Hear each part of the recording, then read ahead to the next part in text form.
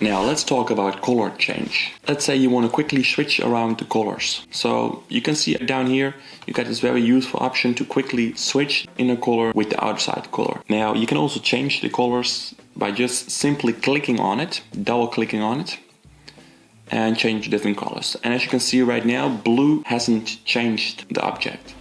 Why? Because I haven't selected any object.